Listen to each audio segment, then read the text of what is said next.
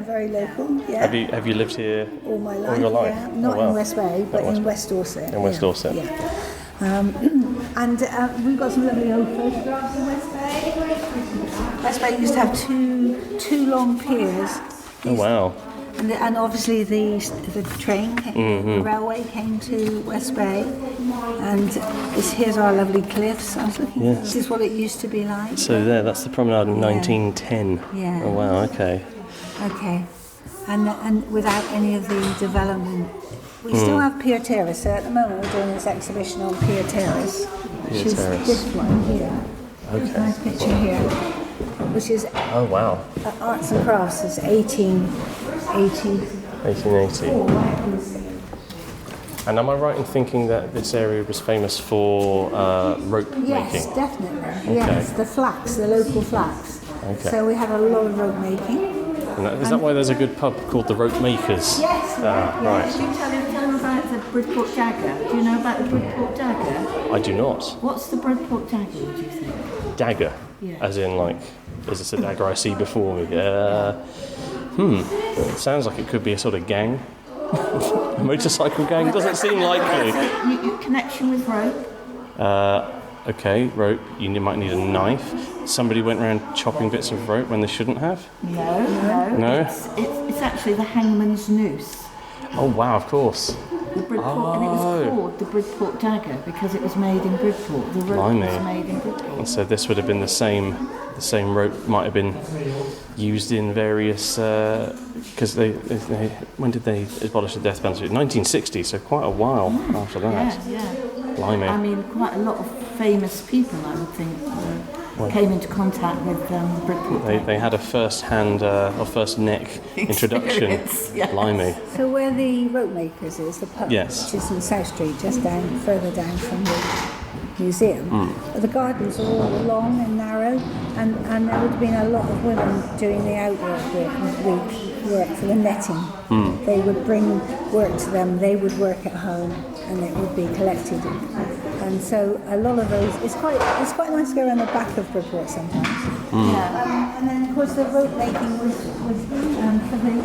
here in West Bay. We used to have about 200 people working in the building boats. I was going to say the shipbuilding was the big draw, wasn't it? I haven't got beach types of ship. So we were, we built some pretty big ships. Some of them are sailed to Australia from here. Oh wow. But at the moment we're doing about this era in 1885 onwards. Okay. They were built as these pier terrace. They were built as like individual houses where people would come down on the train from London and stay. Sort of some of the original holiday homes, original Airbnbs, I suppose. Yes. And one is still, the rest are in flats out there, but one is still owned and has gone through the same family. Wow. And is still quite, with some of the same furniture and wallpaper. So, yeah, they had great developments and designs for West Bay. We were going to have a pavilion, and there was going to be a library and men's and ladies changing and everything, but we didn't get to be the resort that they planned, which was just as well, really. That happened in West Bay and Weymouth. Weymouth, I was going to say, yeah. So there's quite a lot of history in West Bay.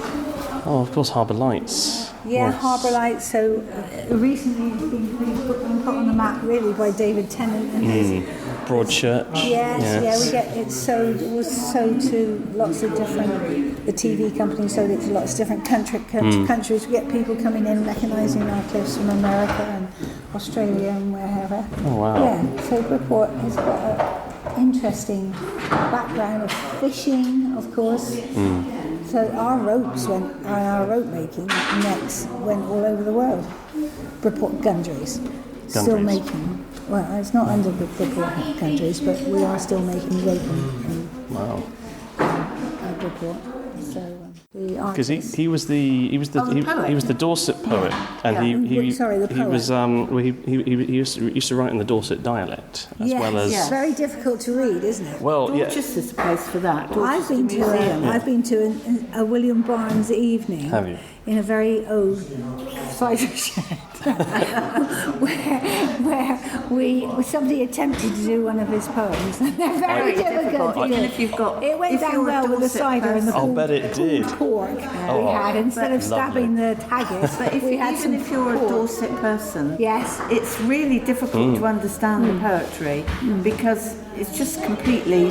I mean, you still hear a lot of local people say odd words that are like girt and things like that. They have an annual custom like Robbie Barnes. Yeah, so where they have a haggis and they have a poem and they do it with the blue vinny, which is a cheese, a local Dorset cheese. Can I get any round here, do you reckon? Yeah, I'm sure you can. You'd have to go into somewhere like the where would you get your blue vinny?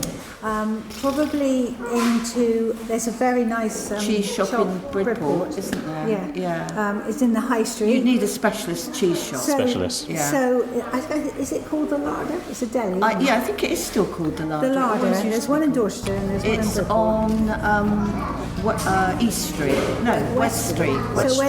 When you find the town hall, South Street is where the museum is. Okay. If you get to the town hall and turn left and come down the road, you'll come to the Larder. That's where I'll find a good spot of blue vinny. Yes. Find a blue vinny there, because it's... That's a lot of information. Hey.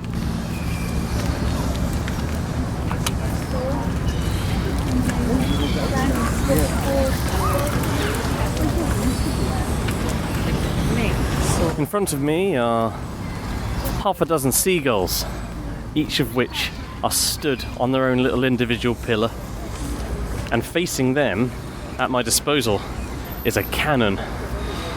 Even then, I still don't really fancy my chances, truth be told. I've come down to Bridport, and I'm stood out here at what is the slipway of the harbour in West Bay. As you can hear, it's very, very lively round here, mainly with said seagulls. I'm keeping my wits about me in case they decide to come down and mug me, although I've deliberately come out here without any chips, so you know, they're going to leave empty-handed. Today's poem is a bit of a different one. I was looking up Dorset poets, and of course our man Thomas Hardy came up pretty quickly on my Google search results.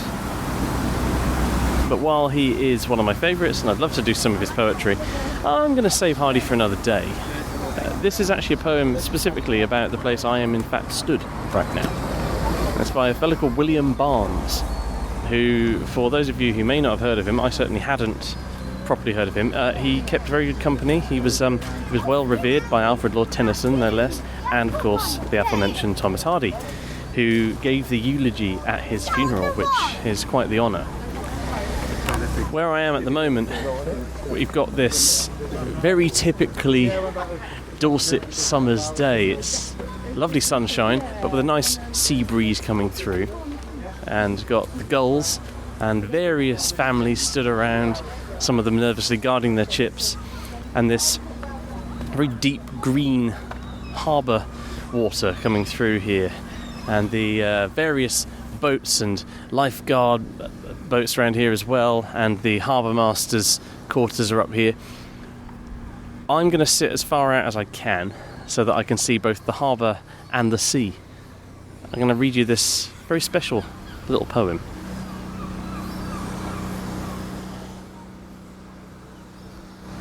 Bridport Harbour. Hill-warded haven, creek well found to sailors on thy stormy shore, when midst the water deafening roar, they step on this, thy peaceful ground, as blessed with happy homes at hand, or strangers on a foreign land. As softly sinks from fear to rest the hunted stag at last hound free, the ship that ploughs the stormy sea her stills her billow-beaten breast, and yields her welcome freight to fill her hold with works of Bridport's skill. Here, fair from every shipwright's tool, the new ship plunges from the stocks, and chafes her first white foam and rocks on heaving waters of thy pool, now soon to waft her crew in hope along some tracks of sea-white scope. The birds, where lay Prometheus bound, still ate with everlasting bills, his growing lungs and those 2 hills, so yield to eating waves their ground.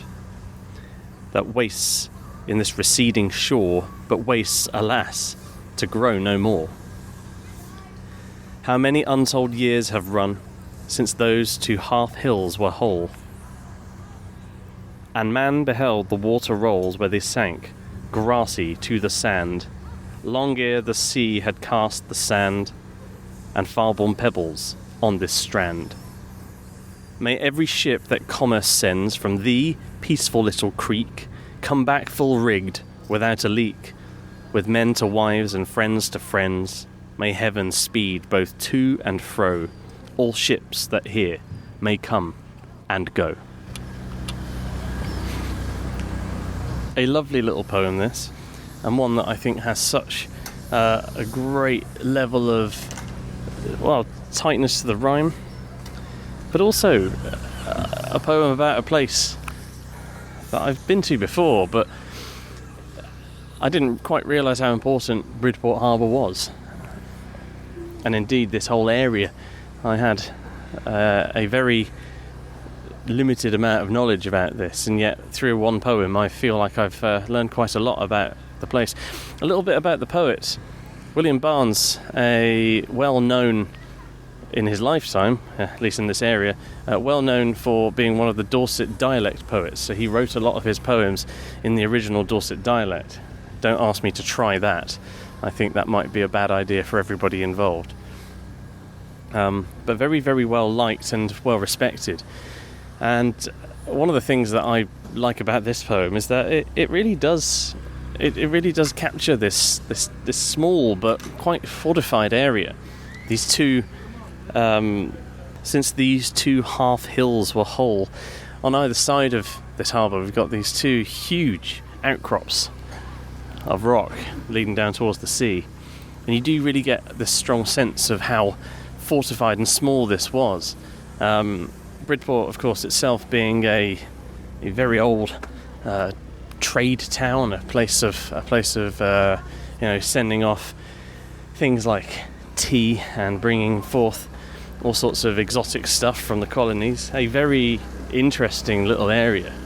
Now, of course, like a lot of places, very much a bit of a touristy spot, but even though I am one of those tourists coming down here, it's incredibly pretty. And quite interestingly, I think with this poem it captures that this is a special little spot that if you were from here or live near here, you'd be very proud of it and probably quite protective, I would say. Nice bit of Greek referencing here about Prometheus, the birds. The seagulls look pretty hungry. I just hope that they're not going to go for anyone's liver around me, but you know what gulls are like, they'll eat anything. And this idea of the hope coming from sea white scope.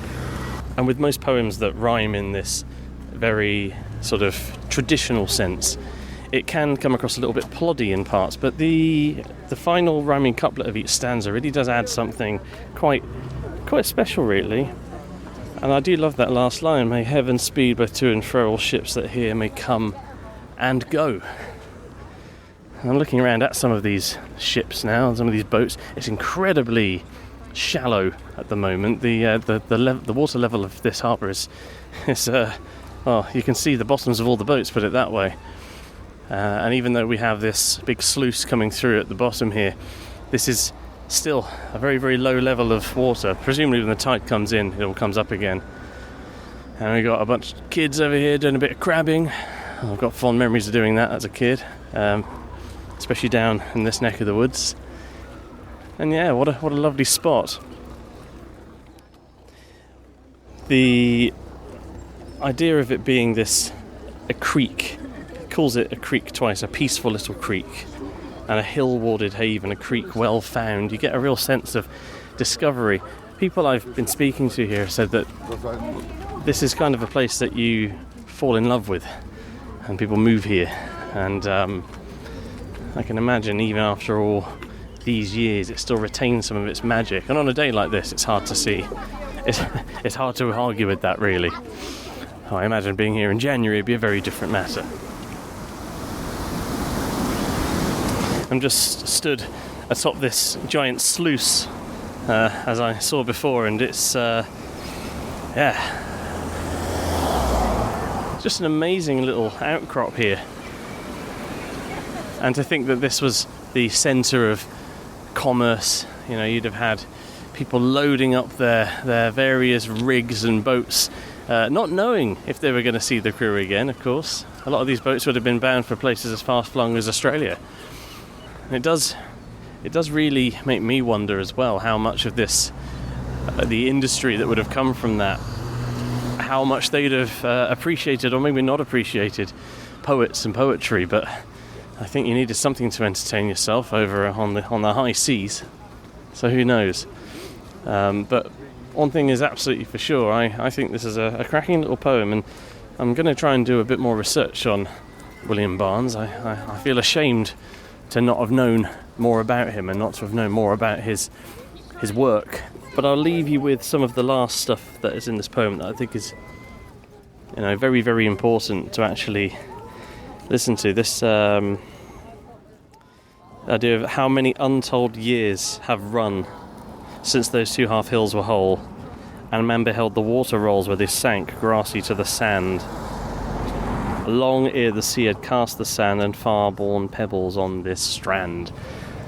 This sense of people bringing and then taking away, and of course the idea of all the debris coming through the sea and winding up on the shore and shifting away over time, the sands of time, using the ocean here as this extended metaphor, I suppose, for the passing of time.